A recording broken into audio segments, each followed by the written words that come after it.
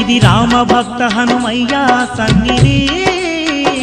కొలిచే భక్తులకెల్లా ఇదియే పెన్నిది ఓ రామ భక్త హనుమయ్య సన్నిధి కొలిచే భక్తులకెల్లా ఇదియే పెన్నిది పవిత్రమైన క్షేత్రం ఆ పవన కుమారుని నిలయం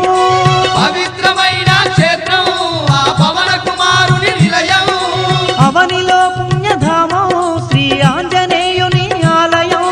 అవనిలో పుణ్యధామం శ్రీ ఆంజనేయుని ఆలయం ఇది దీన జనులను ఆదరించే క్షేత్రం